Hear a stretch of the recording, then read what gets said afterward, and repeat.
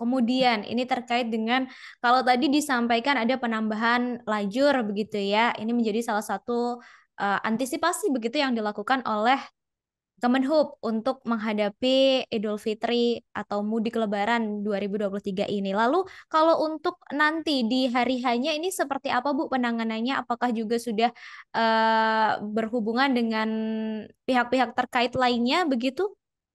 Ya, tentu harus dilakukan berbagai apa ya antisipasi ya, persiapan-persiapan untuk bisa mengatasi kepadatan. Mhm. Jadi bersama Kementerian PUPR sebagai kementerian yang memang secara otoritas pengaturan jalan tol ada di bawah PUPR, kemudian bersama Korlantas Polri dan pemerintah daerah, kami memang sudah mempersiapkan hal-hal apa saja yang nanti akan diberlakukan pada saat puncak mudik ya.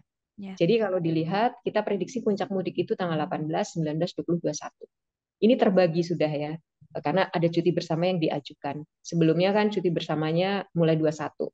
Dan itu memang ternyata prediksi puncak hanya ada di satu tanggal. Itu akan lebih sulit mengatasinya karena Mhm. semua akan melewati jalan di hari yang sama.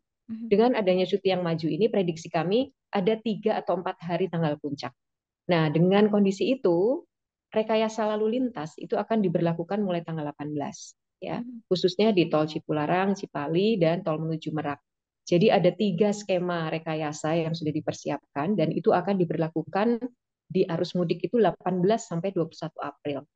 Di Cipularang, karena lajurnya sudah ditambah, kita akan berlakukan kontraflow, tapi tidak one way.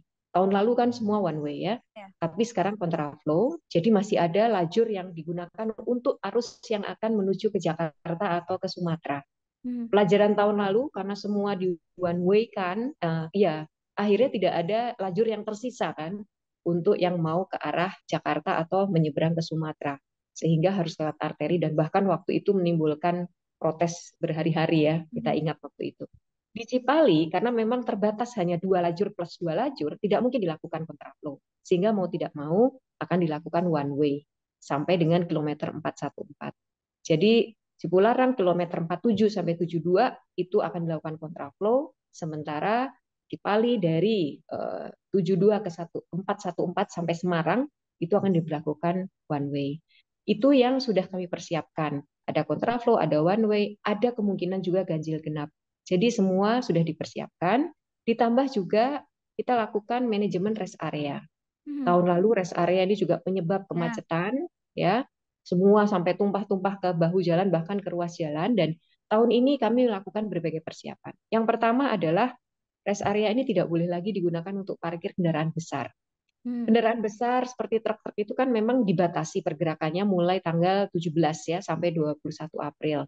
Tetapi karena dibatasi mereka akhirnya berhenti dan parkir berhari-hari itu di rest area sehingga kantong parkirnya sangat didominasi oleh kendaraan besar. Nah, tahun ini sudah tidak diperbolehkan lagi, sehingga semua mobil diutamakan untuk mobil yang digunakan untuk mudik. Kemudian yang kedua juga akan dilakukan rekayasa lajur di dalam rest area. Tidak lagi masuk langsung parkir, tapi harus diputar supaya aliran masuk lebih banyak yang ke dalam Mhm. rest area. Lalu juga pembatasan jam kunjungan. Memang ini agak sulit ngawasin, tapi ini kita himbau tidak lebih dari 30 menit untuk di rest area. Di samping juga kita berlakukan atau kita dirikan rest area emergency. Ada di beberapa kilometer yang nantinya akan menjadi tempat penampungan parkir, bisa mandi, cuci atau ke kamar kecil ya. Juga nanti disediakan musola-musola kecil. Ini untuk mengantisipasi yang tidak tertampung di rest area yang permanen. Nah, hal ini yang kami persiapkan, Mbak Ratu, di samping tentunya persiapan di jalan arteri. Mhm. Jalan arteri ini memang wewenangnya ada di pemerintah daerah melalui kepolisian daerah setempat.